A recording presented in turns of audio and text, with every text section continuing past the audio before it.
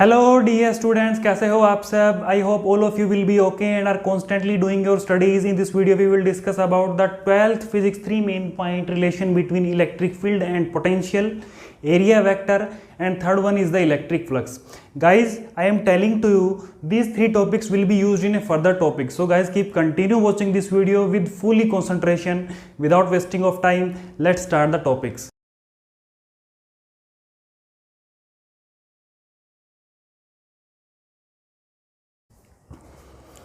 तो ये हमारा टॉपिक है relation between electric field and electric potential, यानी इलेक्ट्रिक फील्ड और इलेक्ट्रिक पोटेंशियल के बीच में हम रिलेशन फाइंड आउट करना चाहते हैं। तो हम किस तरीके से रिलेशन फाइंड आउट करेंगे, देखो इस डायग्राम को देखो। इस डायग्राम को देखकर आपको कुछ याद आ रहा होगा, है ना। इस डायग्राम को देखकर आपको कुछ याद आया होगा। इससे पिछली वीडियो में हमने इलेक्ट्रिक पोटेंशियल पढ़ा था, यानी एक वीडियो मैंने बना रखी है जिसमें हमने इलेक्ट्रिक पोटेंशियल और पोटेंशियल एनर्जी दोनों कवर की, है ना।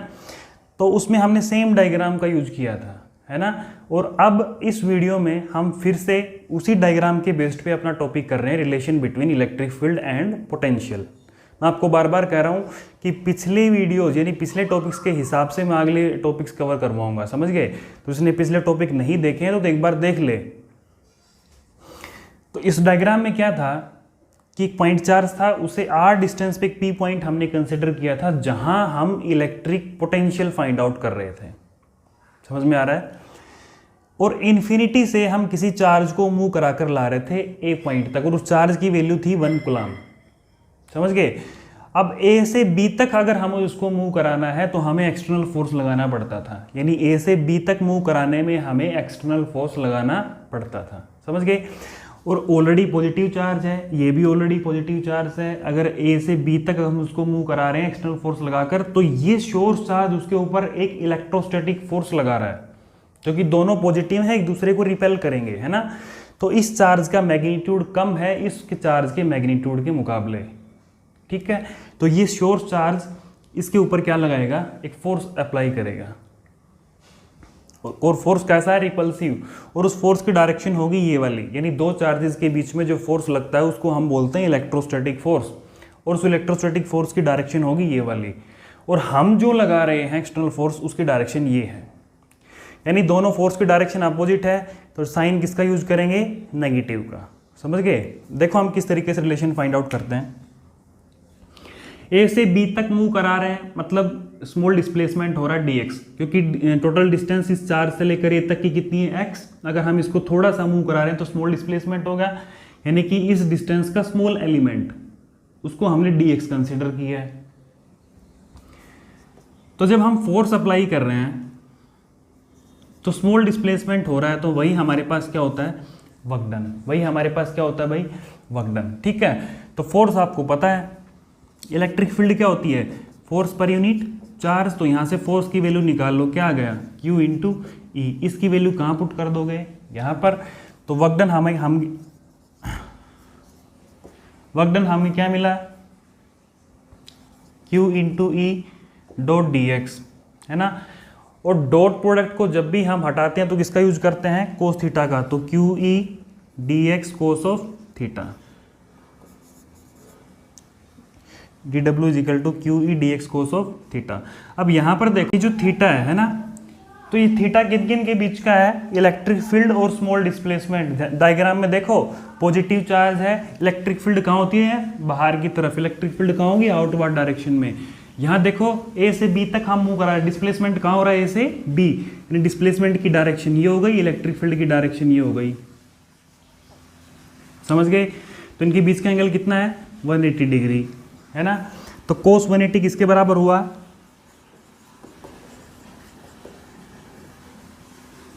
कोस 180 डिग्री। कोस 180 किसके बराबर होता है, -1 के। तो इसकी वैल्यू कितनी आ गई, -1। इसको मैं एक बार रफ कर देता हूँ, बोलो कोस 180 की वैल्यू -1, और हमने आगे क्या लगा दिया, माइनस। इक्वेशन नंबर 1 आ गई। हमें पता है कि पोटेंशियल किसके बराबर होता है, हमें पता है पोटेंशियल किसके बराबर होता है, पोटेंशियल होता है वर्क डन अपॉन चार्ज। अगर यहाँ स्मॉल वर्क डन है मतलब वहाँ पोटेंशियल भी स्मॉल है। तो वर्क डन की क्या है, यहाँ से Q into D V. Equation कितनी हो गई, दूसरी मान लो। तो दोनों इक्वेशन में देखो एक बार, लेफ्ट साइड इक्वल है दोनों इक्वेशन में, देखो लेफ्ट साइड इक्वल है तो राइट भी क्या होंगी, इक्वल, तो राइट को भी इक्वल कर लो। तो minus Q E D x किसके बराबर होगा, क्यू डी वी के। क्यू से क्यू कट गया तो क्या बचा, minus E into D X, यानी कि माइनस में ई इंटू डी एक्स किसके बराबर बचा, डी वी के। तो यहाँ से ई की वैल्यू क्या आ गई, यहाँ से ई की वैल्यू क्या आ गई, D V upon D X को नीचे भेज दो, डी एक्स और माइनस को उधर लगा दो, माइनस। ये रिलेशन आ गया हमारे इलेक्ट्रिक फील्ड के बीच में और पोटेंशियल के बीच में। रिलेशन किस किस के बीच में आया भाई, इलेक्ट्रिक फील्ड और पोटेंशियल के बीच में। गौर करो यहाँ नेगेटिव साइन का यूज किया गया है, यहाँ की कौन सा साइन आ रहा है, नेगेटिव साइन आ रहा है। ये नेगेटिव साइन क्या इंडिकेट करता है, ये नेगेटिव साइन इंडिकेट करता है कि यहाँ पोटेंशियल डिक्रीज हो रहा है in the direction of electric field, यानी इलेक्ट्रिक फील्ड की डायरेक्शन में जब हम मूव करते हैं ना तो पोटेंशियल डिक्रीज होता है। डायग्राम में देखो इलेक्ट्रिक फील्ड की डायरेक्शन ये है, यानी इलेक्ट्रिक फील्ड की डायरेक्शन ये है। तो अगर आप इलेक्ट्रिक फील्ड की डायरेक्शन में चलते जाओगे, अगर आप इलेक्ट्रिक फील्ड की डायरेक्शन में चलते जाओगे तो 4 से दूर होते जाओगे, और 4 से दूर होते जाओगे तो पोटेंशियल क्या होता जाएगा, कम होता जाएगा। समझ गए, क्योंकि पोटेंशियल आपने पढ़ा है ना क्या होता है, के क्यू बाई आर। अगर आप डिस्टेंस को बढ़ा दोगे तो पोटेंशियल कम हो जाएगा। तो अगर आप इलेक्ट्रिक फील्ड की डायरेक्शन में मूव करोगे तो पोटेंशियल कम होता जाएगा। ठीक है, ये नेगेटिव साइन इंडिकेट करता है। इस पॉइंट को नोट कर लो। क्या नोट करोगे कि पोटेंशियल जो है वो डिक्रीज होता है in the direction of electric field, in the direction of electric field. अच्छा अगला पॉइंट देखो कि देखो डीवी है, यानी पोटेंशियल में चेंज है, पोटेंशियल में चेंज है किसके साथ, डिस्टेंस के साथ। तो उसको हम बोलते हैं पोटेंशियल ग्रेडियंट, है ना, यानी कि पोटेंशियल में चेंज आ जाए, change in potential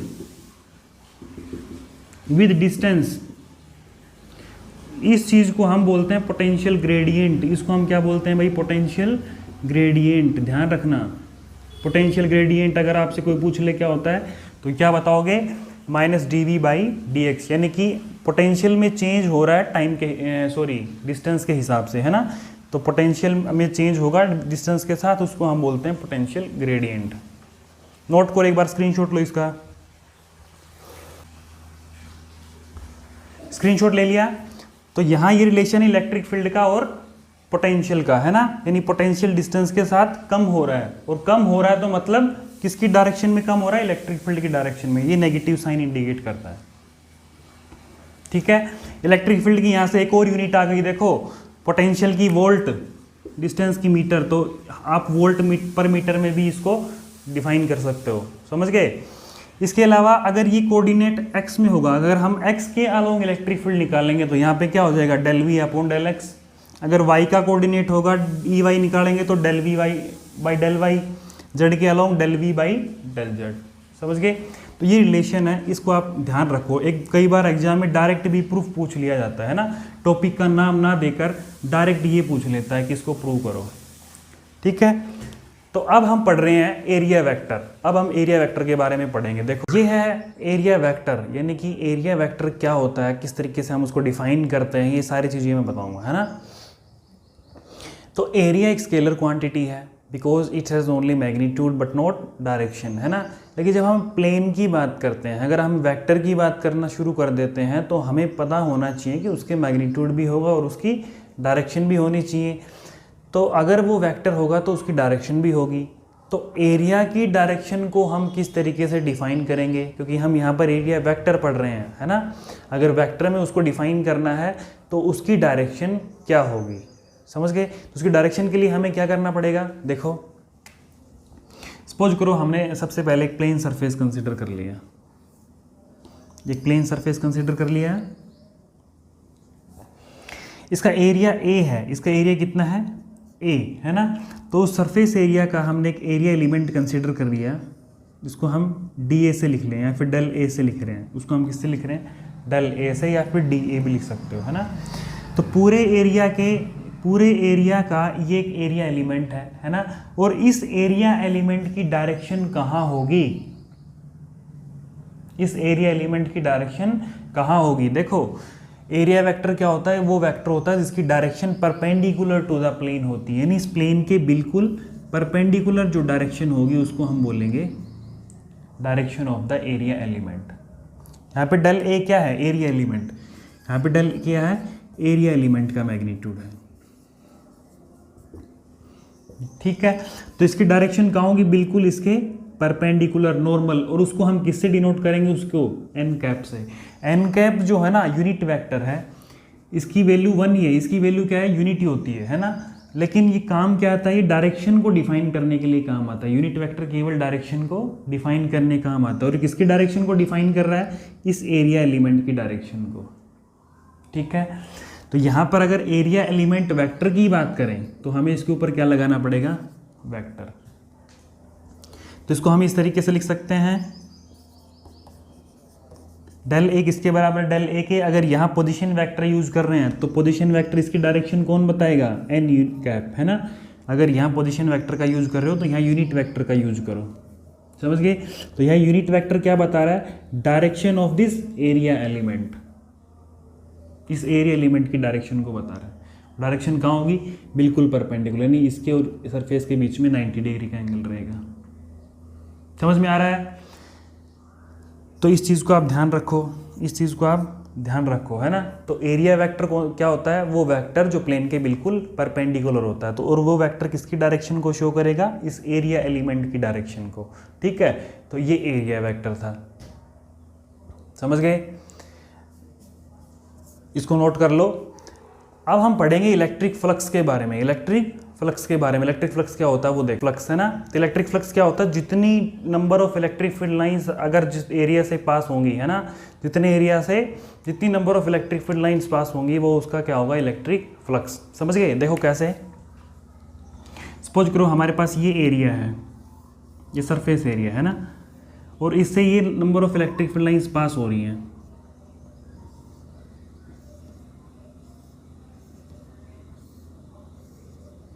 electric field पास हो रही हैं, ठीक है। तो इसका सरफेस एरिया एस मान लें, इसका जो एरिया है वो एस होगा। तो जितने एरिया से जितनी number of electric field lines pass होंगी वही हमारे पास क्या होगा? Electric flux. और इलेक्ट्रिक फ्लक्स को हम किससे डिफाइन करते हैं? फाई से, है ना। इसको फाई ई से भी लिख देते हैं इलेक्ट्रिक फ्लक्स को, है ना। तो इलेक्ट्रिक फ्लक्स क्या होता है भाई? कि number of electric field lines passes through this area, उसको हम कहेंगे इलेक्ट्रिक फ्लक्स। समझ गए? अगर स्मॉल सरफेस एरिया है हमारे पास, ये सरफेस एरिया कैसा है? स्मॉल सरफेस एरिया है ना। तो स्मॉल का मतलब ds। ds क्या है? सरफेस एरिया का एलिमेंट, है ना, एरिया एलिमेंट। तो अगर हमारे पास स्मॉल सरफेस होगा तो स्मॉल सरफेस से जितनी number of electric field lines pass होंगी तो हमारे पास जो फ्लक्स बनेगा वो भी कैसा बनेगा? स्मॉल। वो फ्लक्स भी कैसा बनेगा भाई? स्मॉल फ्लक्स बनेगा, ठीक है। अच्छा, स्मॉल फ्लक्स बन रहा है, स्मॉल फ्लक्स बन रहा है ना, तो अगर हमें टोटल फ्लक्स निकालना है, टोटल फ्लक्स के लिए मैं क्या करूं? इसका इंटीग्रेशन, है ना, इसका क्या कर, दोनों साइड इंटीग्रेशन कर देता हूं, E इंटू डी एस।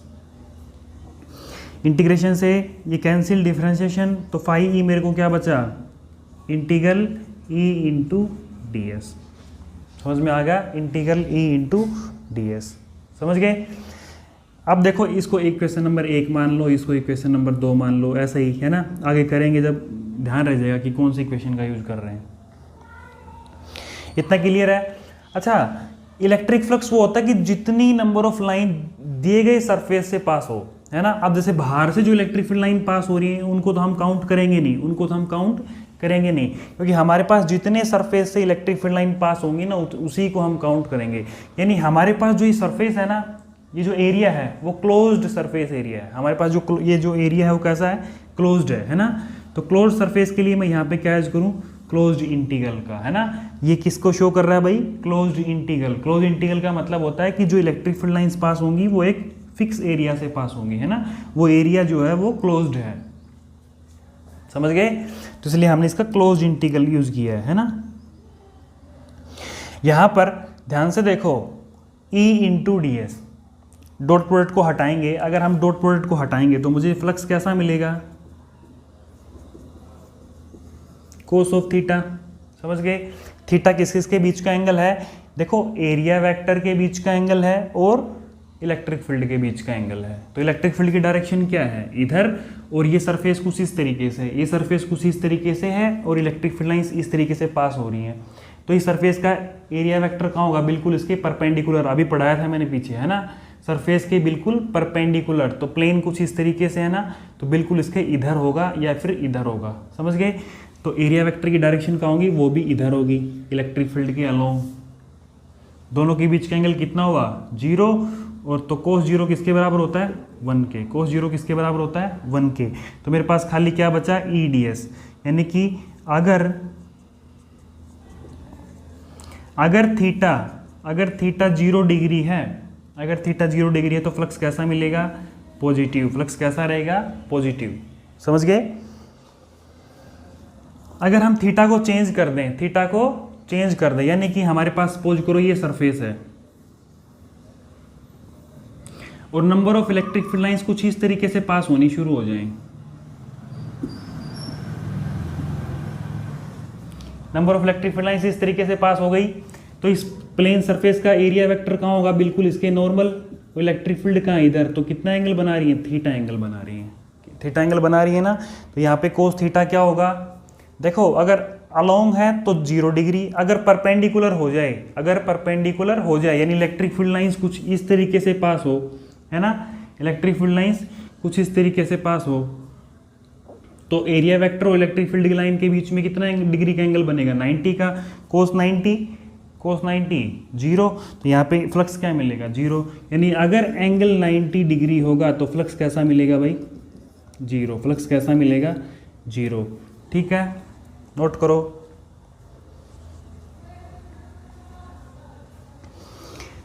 अगर एंगल 90 से ज़्यादा हो, 90 से ज़्यादा होने का मतलब इसका इलेक्ट्रिक फील्ड की डायरेक्शन अब की बार इधर हो जाए, 180 डिग्री का एंगल बना दे। 90 से ज़्यादा आप 180 मान लो, है ना, या फिर ये मान लो थीटा ग्रेटर देन 90 डिग्री। तो उस केस में अगर कोस 180 क्या होता है, -1, कोस 180 क्या होता है, -1, है ना। तो कोस 180 -1, तो यहाँ पे क्या आएगा, फ्लक्स नेगेटिव। फ्लक्स कैसा आ गया, नेगेटिव। अगर थीटा कम है या 0 है, मतलब 90 से लेस देन है, अगर थीटा 90 से लेस देन है तो हमारे पास जो फ्लक्स आएगा वो पॉजिटिव आएगा। अगर थीटा 90 डिग्री है तो फ्लक्स 0 आएगा। अगर थीटा ग्रेटर देन 90 है तो वो नेगेटिव आएगा। नोट करो, एक बार स्क्रीनशॉट लो।